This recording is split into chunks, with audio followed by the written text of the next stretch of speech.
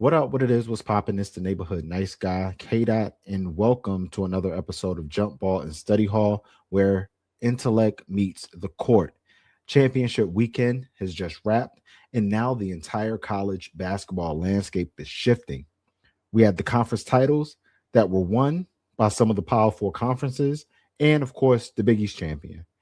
Brackets will now be shaken, and teams across the country are making their final arguments before Selection Sunday.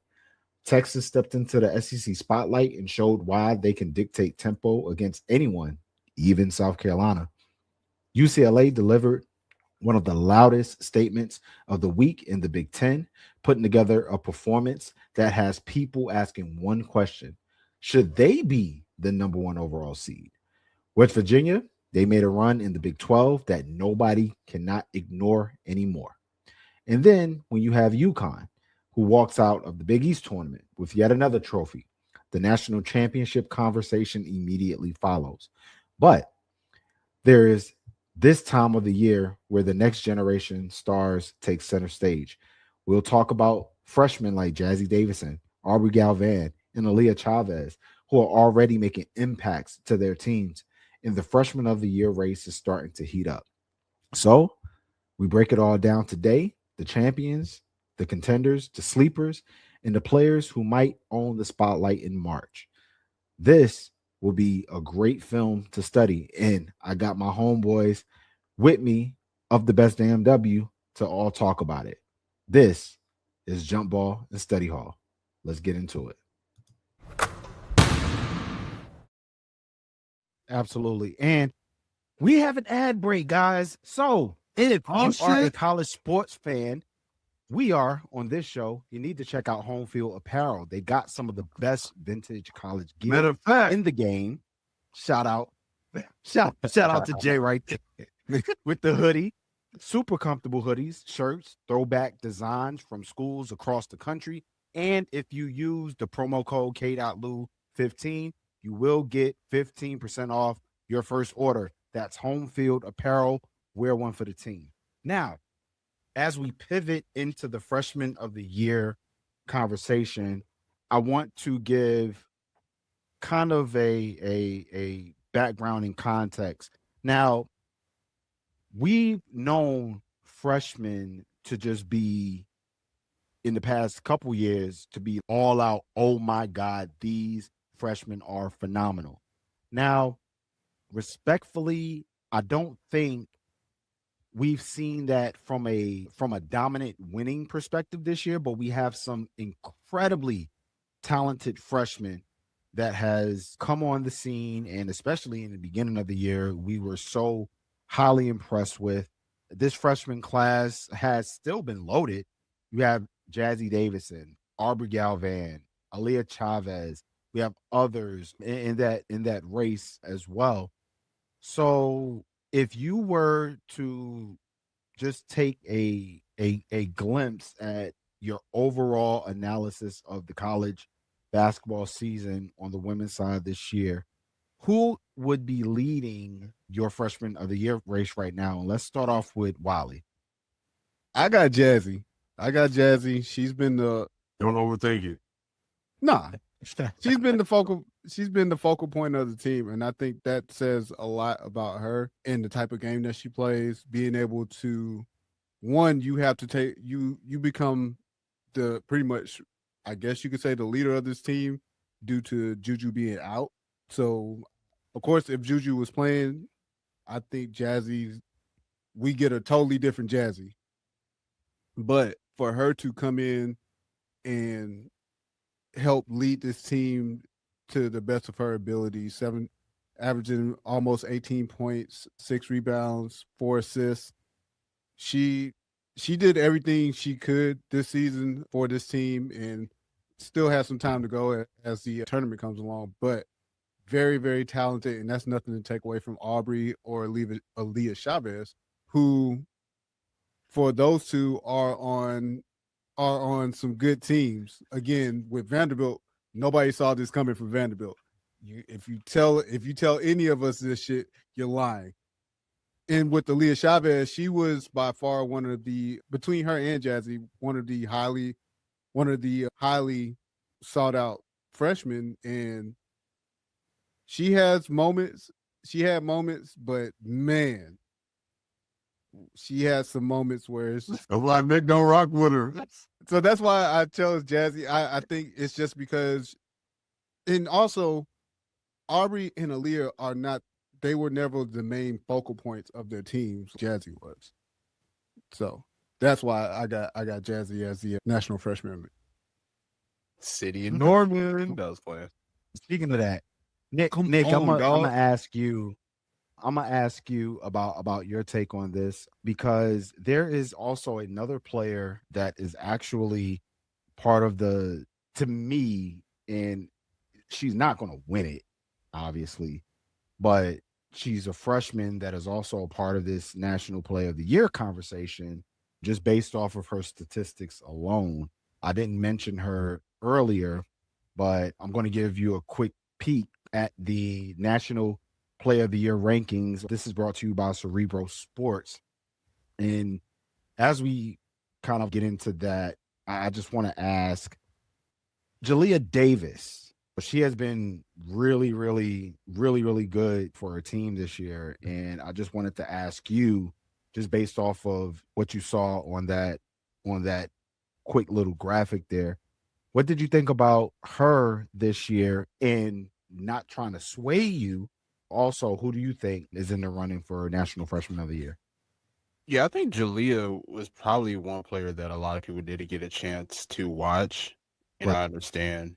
But she's really, I think just early on, I wasn't able to watch every game of hers, but just being able to watch just from up close, she has the overall package to have a great college career, if you ask me, even further beyond. I mean, you talk about her patience, her footwork, her touch. I think that she's a great all-around player, if you ask me. And she had a really great season. I don't know exactly what her numbers were off the top of my head, but I got you right here, brother. She got 19 points, 6 rebounds a game. 6 rebounds a game and an assist. Shooting 61% for the field. I think got a nice touch. And I mean, I think the one thing that doesn't stand out is just the offensive. 22 games she played. Yeah, I mean, she has great offensive versatility. She could face up. She could play with her back to the basket. I mean, you talk about her on the Kansas program being able to flourish next to players like Maya Nichols. What's her name? Elle Evans. I think that's her name as well. One of the players is on the team. I mean, she was pretty much one of the big reasons why Kansas State and Florida is one of the kind of lower tier contenders in the Big 12. Without her impact, honestly, I mean, who knows where they could have been. And I think she's going to be really good for the future, because I want to say Samaya is only a junior, I want to say, this year. So she's going to be a senior next year. So she obviously has another year with the program.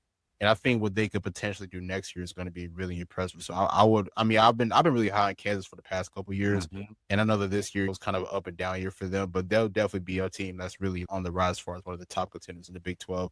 But as far as freshman of the year, I got to go with Jazzy Davidson. Jazzy, it's funny because at one point I was kind of rocking with Aubrey Galvin because of what I think what people don't realize is that heading into this season, I think Aubrey Galvin has definitely overexceeded expectations. I mean, obviously, she was a great playmaker. She was really great on the attack, but just her all-around scoring, I think, was something that we didn't see even early on. And I think she gradually improved on that throughout the season. I mean, I think it was the game against Texas where both her and Michaela both had 30-plus points each. Mm-hmm. So that just shows how much she brings to the table offensively, not just as a playmaker, not just as an attacker, but just an all-around 3-level scorer. But when you talk about just what Jazzy was able to do at USC, I mean, you talk about the pressure of coming in as a young freshman on that team. This is a new revamped USC program who's been to the Elite Eight in multiple years now under Juju Watkins. And now Juju goes down, and now you have to be the focal point of this team now as a young freshman. And I'm sure she probably didn't expect that. Obviously, playing next to Ju, I mean, her game was going to be a lot easier, especially being more so of a playmaker. Obviously, score occasionally, probably be that second option offensively. But now you have to be the focal point. And you talk about a lot of the struggles that USC faced this season, whether it's Kennedy Smith being inconsistent offensively, even London Jones being inconsistent offensively. I mean, just they really had a lot of ups and downs that they had to go through this year. And the one thing that I think was impressive was that Jazzy was continuing to improve and just obviously elevate her individual game. So I think Jazzy definitely. I think the freshman of the year award definitely has to be in Jazzy's hands. And I mean, with all due respect to Aubrey Galvin and of course Aaliyah Shop, I don't know if they were as impactful in my opinion as Jazzy. Shout out Aubrey. She's from the crib, kinda. Mm-hmm. Y'all in Deerfield. Y'all know that's the Burbs boy where she at. But I'm going with Jazzy as well. But I'll agree with everything they said. But one thing that stands out to me the most for Jazzy to win it, she averaged 2 steals and 2 blocks a game. Yeah. Not even because of her weak side help on defense is so good. Yes, so good. Really, Like, Kind of, she know how to do that really well. And another player on that team that we know of. come on, man, you funny, but to average 2 steals and 2 blocks as a freshman a game is to go along with the scoring and the playmaking as well. So, and Wiley said she wasn't expecting to have to be the main focal point as a freshman. Juju's not going to be there, but there's you got Kennedy there, you got other players who aren't freshmen that you think that you could just find your way in that. And we found out real early that Jazzy's the main focal point that teams are trying to slow down. So, it's and also just random real quick, because I went back and watched the USC game. I don't know if it was last week or 2 weeks ago, but I was looking at some numbers. Like, that was a stretch where Jazzy was shooting about 50% from 3. I think it was like a 3-4 game stretch, but just even improvements from the outside. I mean, that was just impressive in itself. Yeah, absolutely. So to wrap it all in a bow, I believe all 3 of you have Jazzy Davison as National Freshman of the Year. I 100% agree that she is in the top tier and the number 1 tier, respectively, for National Freshman of the Year. But I do want to quickly jump to the National Player of the Year, and let's look at the statistical separation and comparisons. I have this broken down into tiers, and we have, brought to you by Cerebro Sports, Sarah Strong sitting at an astounding 16.3 CRAM. Now, to explain to the listeners and to the viewers that are watching this, what this means is this is a cumulative statistic that compares to her peers in any particular event, which would be a basketball game. So comparing Sarah Strong to a Audi Crooks in the same type of event, comparing a Michaela Blakes to a Hannah Hidalgo in the same type of event, the way that the numbers scream, it just yells in incredibly. But I did have this conversation last week with Lolo and the analytics of the committee, and I do want to scale back a little bit and maybe push back on the National Player of the Year conversation, because I respectfully believe that Michaela Blakes should be the National Player of the Year just based off of the competition that she has had to play and the expectations that were unexpected for Vanderbilt this year, and how Coach Shea Ralph and Michaela Blakes have been incredible in leading this team just about the entire season as a top 5 team in the nation. Like I said, the numbers are the numbers. I mean, you obviously see what it looks right, but I do think that if you bring in a little bit more context and the eye test a little bit more, Michaela Blakes definitely have a strong consideration to be a National Player of the Year. She was obviously SEC Player of the Year, and she deserved that very much so for the incredible season that she had in the SEC as well. But in no particular order, but don't fight, guys. When you look at this graphic, you know, what stands out to you the most, and why do you think that it could be anybody other than Sarah Strong, which is standing at this number that you see in front of you? I think the one thing that stands out, just random, I didn't think Addie Brown would be in this conversation, honestly. I'm looking at that too. I mean, I'm not saying she didn't have a good year, but obviously with her being out, and obviously that was a big loss for Iowa State too, because they started the season off really strong, and then once she went down, that kind of changed the trajectory of their season. But as far as these numbers, look, I'm never going to discredit the impact of what Sarah Strong means to that program, UConn. I mean, you talk about just the way that she's been able to elevate her game. I mean, obviously winning a championship as a freshman, but then also being able to capitalize off of that and have another strong season. She has some monster performances, if you ask me. Just my opinion. I mean, we all agree here. I mean, Michaela Blake should be National Player of the Year, if you ask me. And I mean, like you said, Kdot, I mean, the expectations that they had, they overexceeded that. I mean, not just Michaela Blake, but just Vanderbilt overall. I mean, you talk about everything that they had to go through throughout this past offseason, losing Ayanna Moore, she went to Notre Dame, losing Camille Pierre, who went to NC State. Those are two huge losses for them. And then it's just them having to regroup. And then obviously you give players like Aubrey Galvin and others. And just for them to start off with, they started 19-0 on the season overall before they lost to South Carolina, just them going undefeated up until that point. And they were playing a lot of contending teams too. I want to say even before that South Carolina loss, they had played Michigan, I believe, maybe the week before that, and ended up finding a way to win that one. So it wasn't just them being able to, it wasn't just them winning, it was them winning against high-level teams, if you ask me. And then, of course, after losing to South Carolina, they bounced back. I mean, obviously, they blew out Texas. They blew out Oklahoma in the same week as well. Those are other contenders in the SEC. So just the level of competition alone. And then on top of that, Michaela Blake standing out. And I mean, you talk about her standing out in a powerhouse SEC that features Madison Booker, Michaela Williams, Cody McMahon, other players, Raven Johnson, other top tier competitors in the SEC. Joyce Edwards as well, who was in this graphic. So you talk about all the players that she had to go up against and still be able to stand out amongst all of them as the top player in the SEC. I mean, I think that definitely gives her a shot as far as winning National Player of the Year. Because I just think overall she was all around the best, honestly. And I said it earlier this season that she had a chance to lead the nation in scoring. I don't know exactly where she finished. I don't remember if she was exactly number one or not, but I know that she was up there as far as one of the top scorers. I think she did. Yeah, she was definitely up there from a scoring standpoint. Would you finish with 28 a game? I think they said she averaged like 30, didn't it? Wasn't it? She did 30 in the SEC. Yeah, it was 30 in the SEC. Yeah. Yeah, she averaged 27. So it's her, then Audie Crooks with 25.5, Hannah Hidalgo 25.2, Mia Nicastro with 24.2, and then Hannah Wickstorm with 23.3. Yeah, I figured she led. Now I'm gonna say this real quick too before I pass it off to y'all. If Notre Dame was just better, bro, Hannah would make great. Oh kid. yeah. Oh, great. Yes. Like you talk about, this was a very historic season for her. You talk about even early on in the season of breaking the record for most steals. I mean, I know that was against Cleveland State or whatever, but just being able to do that. Hannah Hidalgo had a lot on her shoulders this year. And obviously I know that Notre Dame had a lot of ups and downs, but just her continuing to continue to play at that high level and just being able to lead the charge, not just taking matters to her own hands. I mean, hell, one of the games that stands out is that last game that they played against Louisville before the tournament. Just her going into their house, with Louisville being one of the top 10 teams in the country, just her being able to lead them to a win. I'll be real, Hannah had a really great season, but I just think with Notre Dame not being as great as what they were this year, I think that kind of hurts her in a way. They actually found their way back into the rankings, which is cool. They did.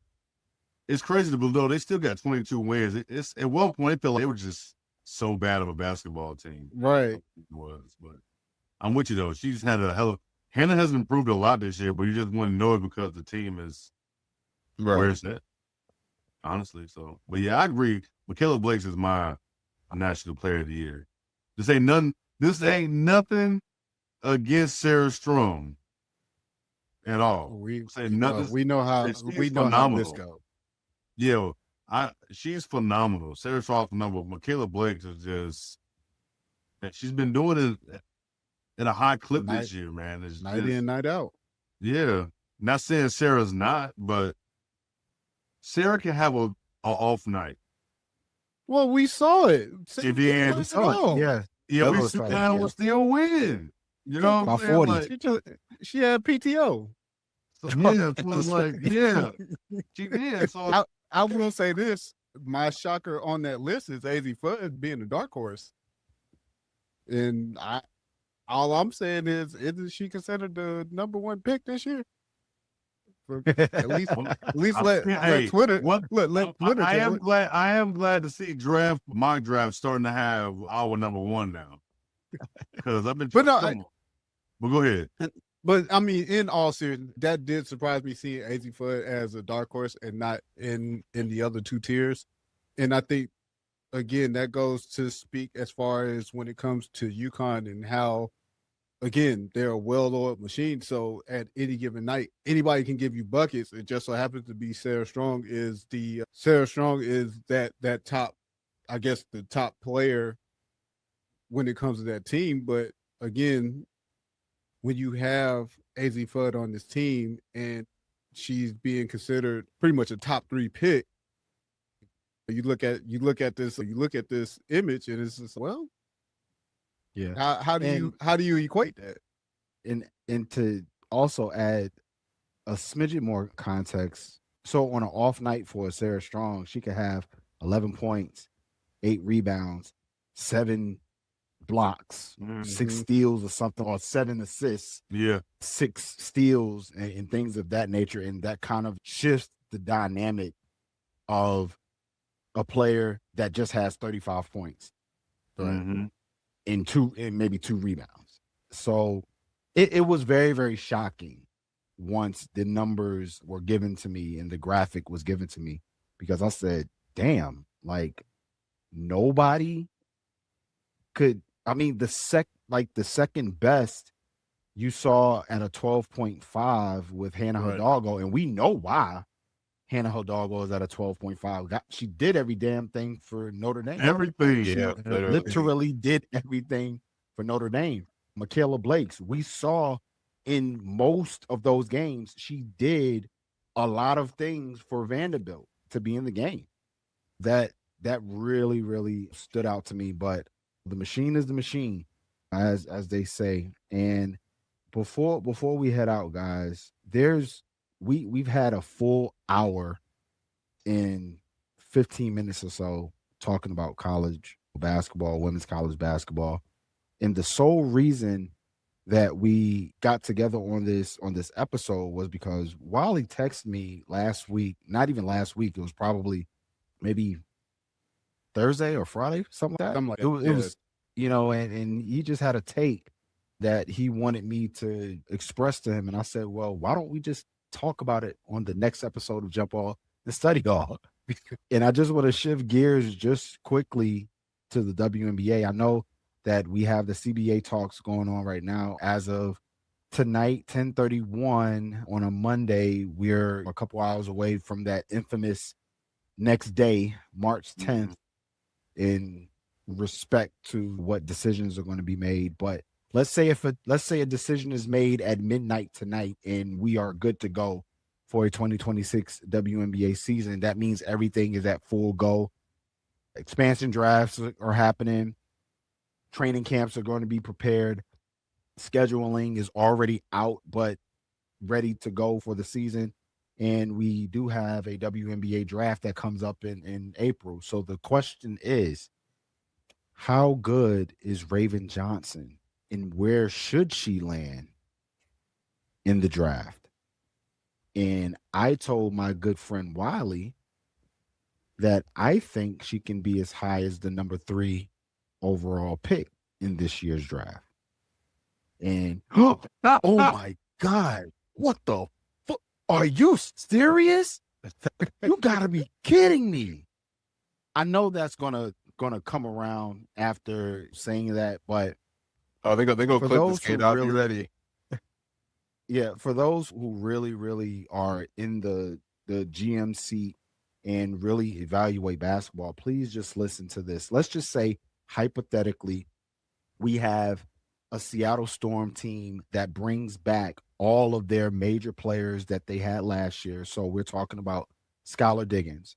We're talking about Gabby Williams, Nneka Abumake, Ezzie Megbagor, and a healthy Jordan Horston, right? Those 5 alone.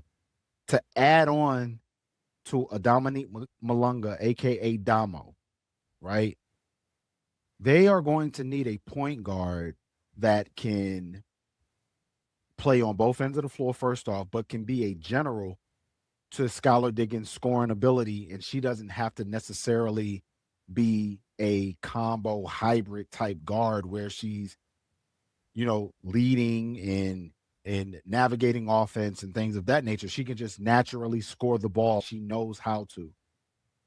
The question is, will you pick Olivia Miles or will you pick Raven Johnson? Me personally, I'm picking Raven Johnson because of her overall ability to be a point guard for players that will need the ball in their hands. Now, I'm not saying that Olivia Miles can't do that for Seattle, but I'm also saying that when you have a winning pedigree and someone like Raven Johnson, who's only lost a total of 8 or 9 games her entire college career. That screams to me more of a point guard that those particular veterans need, that a point guard in Raven will listen to. Not saying that Olivia Miles won't listen to them, but I feel she fits better in that dynamic. And she's probably going to be the best point guard that comes out of this draft from a leadership and winning perspective. I'm not saying that Olivia Miles can't do that, but I'm saying that Seattle should consider Raven Johnson at number 3, or even as just an overall top 5 pick, as opposed to where everybody has her at now, which is sitting at 10 in the latest ESPN mock draft to the Indiana Fever. So that's just my take on that. So I want to give the opportunity to end the show on what you guys' take on this. And I want to start things off with Nick, because I know Nick told me, hey man, you're really not too far off. So I want to ask you, why do you think I'm not too far off with this evaluation? Well, here's the thing. When you talk about the draft, obviously everybody automatically thinks the top players are going to go first. Right. But this draft is actually very interesting to me, because when you look at some of the top picks, these are teams that are in contention. For instance, Minnesota has a number 2 pick. They're going to be in title contention. Obviously, we're led by Nafisa Collier, Courtney Williams, and other players. Same thing with Seattle. I know that Seattle was, I believe, the 7th seed this past year, but hell, you still got Skyler, you still got Nneka, you got a young Damo. So in this particular situation, it's all about fit, honestly. And obviously, people will probably automatically go Olivia Miles just based off of what they've seen, not even just this past year, but just throughout her college career. You talk about her all-around scoring and her playmaker is just phenomenal. But to me, the difference is that, to me, I think Raven would more so adapt to the Seattle team more than what Olivia will. And the reason why I'll say that is because we saw when Olivia made that transition from Notre Dame to TCU, that she wants to be the star of the show. She wants the entire team and the entire world to revolve around her, which obviously worked in her favor this past year at TCU, which is why she was in the National Player of the Year candidacy. However, it's going to be a little bit different if you do go to the Seattle team, who was already established, who was trying to elevate themselves as playoff contenders. I mean, because hell, even though they landed the 7th seed, there was one point where they were like top 3, top 4. So even though they kind of dropped off, it's still a team that has championship aspirations. And I mean, all the points that you mentioned about Raven are very important, especially the winning. She's only lost 7, 8, 9 games throughout her, what is it, from high school career to even now? I'm not 100% sure, but I mean, you talk about just being able to show that you're a winner and just be able to do a lot of the little things that you have to do in order to win. And I'll even say this. So I think out of all the players in this draft class, I think Raven's stock has probably improved the most. And I know a lot of people may not necessarily agree with that, because obviously there's other talented players, AZ, Fam, and others. But you talk about Raven, a lot of people projected her maybe late 1st round, early 2nd round. Now we're talking about whether she's a lottery, whether she's top 3 or top 5. That's a huge increase, if you ask me.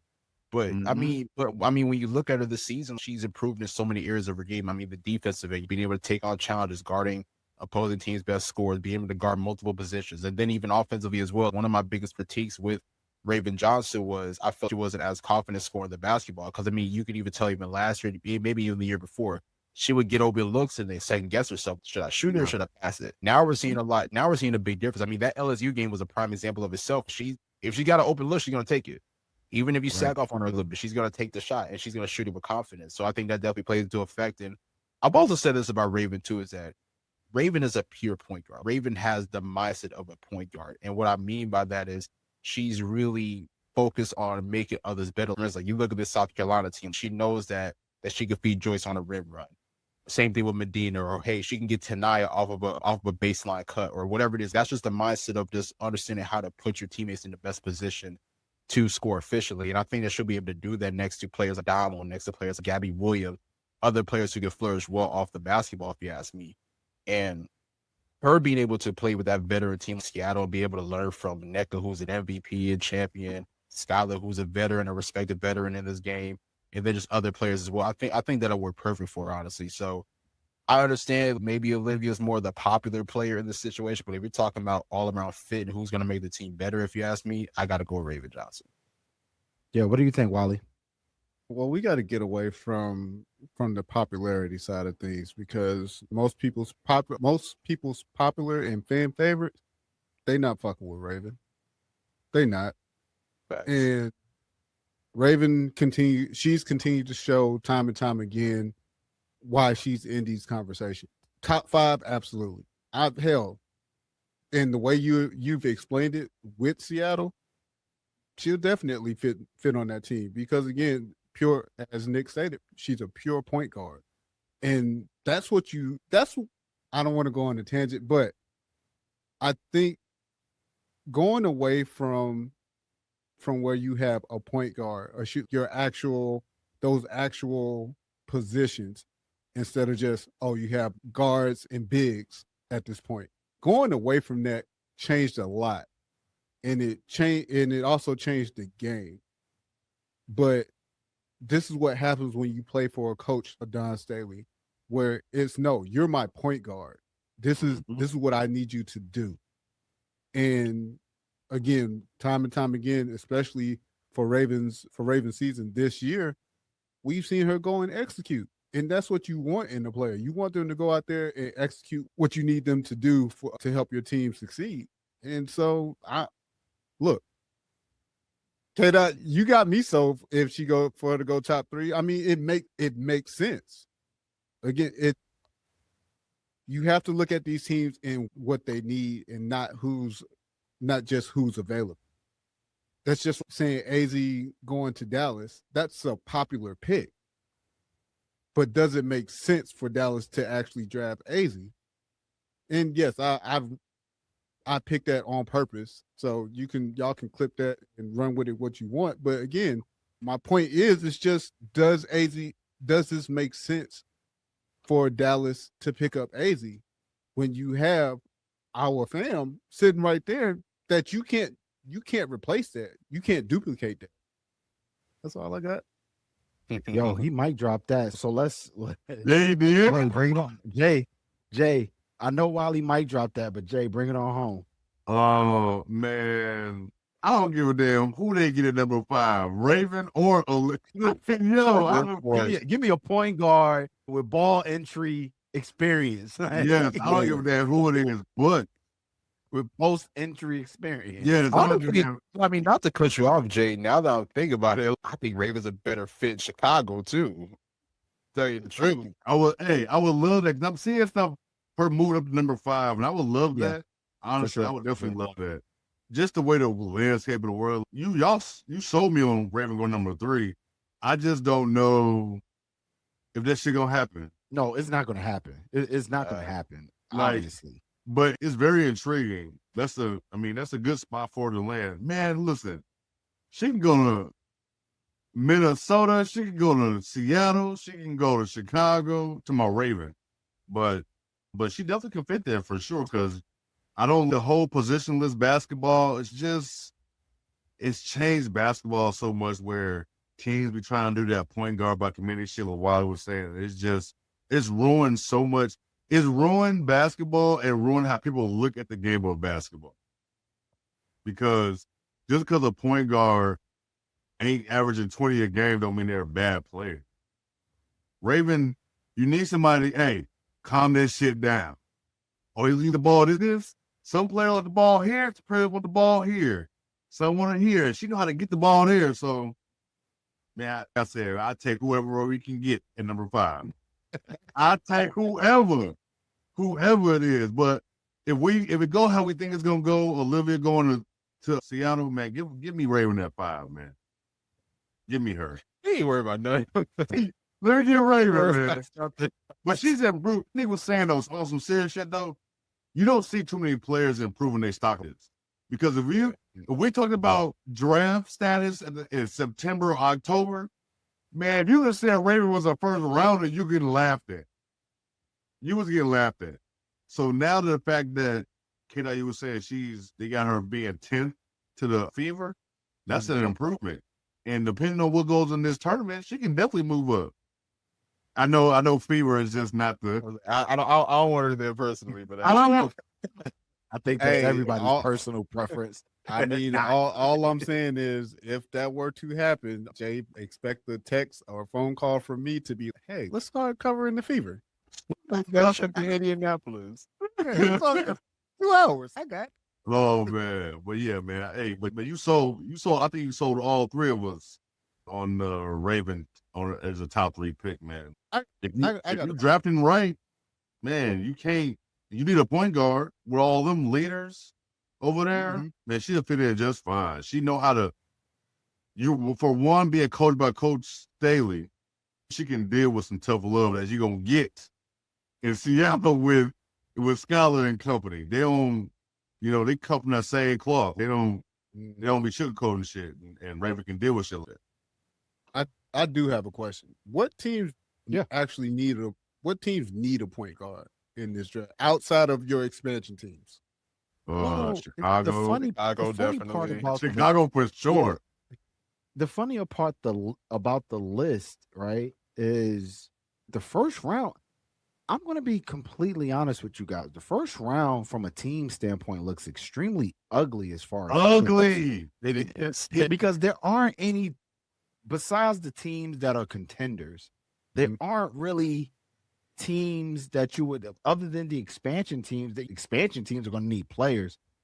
But other than those, the established teams and then the expansion teams, it's just everybody else. And it's just ugly. And I'm not going to call out the ugly teams, but the ugly teams. Washington got 3 picks. The ugly teams know exactly what I'm talking about. But when you look at it from a point guard standpoint, I think it's your well-established, respectfully, your well-established teams that kind of got away with it from a point guard standpoint. If I will say this, if it is a case where AZ drops to 2 and not be the number 1 overall pick, oh my God, I'm personally buying Minnesota Lynx tickets because I need to see AZ Fudd in Minnesota along with a Kayla McBride, a Nafisa Collier, an Alana Smith, Courtney. I need to see that. That will be nasty. Like, that will be nasty. And that's why I'm like, everybody's trying to force her to be number 1. And I'm like, yeah, her going number 2? Like, that's why. And I would be, obviously I would be super surprised if she drops to number 3, but she doesn't look bad at number 3 either. Because I don't know. In that scenario that I told y'all, those players aren't necessarily career 40-point 3-point shooters. And we saw at the end of the season, that's where they struggled at. They struggled at the beyond the, and yeah, it's a different coaching regime. I know that and all of that, but still, shooting is at a premium right now. You get a shooter, you're gravy. So I won't be surprised there either. I feel like we don't know what no team, like we don't know what Washington gonna do at 4. Like, right? Are they gonna take Lauren Betts if she's there at 4? Especially if they know Shakira is out. You know what I'm saying? So you don't know what the hell gonna happen. I'm really curious. To my point, I'm really curious to know where Lauren Betts is gonna land at this point. Washington may not be a bad. I'm thinking about it. They showed promise. They showed promise with Kiki and Sonya, and you still got to. What's my girl from Kentucky? Georgia coming back. Georgia coming back. Yeah. That's what you have 2 players that showed as rookies, hey, we can hold it down and run this team. All we need to do is just put the team together. You said bring Georgia back. Let's say they do draft Lauren Betts. Now we're putting something together. Sky's the limit after that. Can't teach 6'7", boy. No, you cannot. And especially with the and then you got 2 more picks after that. Jesus Christ. Yeah, it's crazy. But just real quick, back to the point guard thing. I think people got to understand it's hard to succeed in basketball without a point guard. It's very hard. You can name. I'll just go back to even probably the past 5 years or so. Seattle won in 2020. You got the legendary Sue Bird. The Aces winning in 2022, 2023, 2025. As great as Asia Wilson is, they don't win a championship without the impact of Chelsea Gray.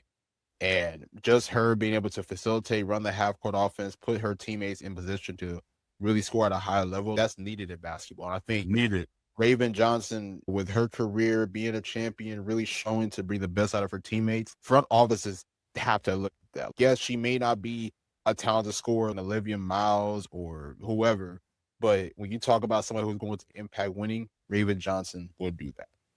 Yeah. And to your point, Nick, the last WNBA champion without a legit starting point guard because they changed the lineup was the 2024 New York Liberty. They Yeah, started okay. without a traditional point guard.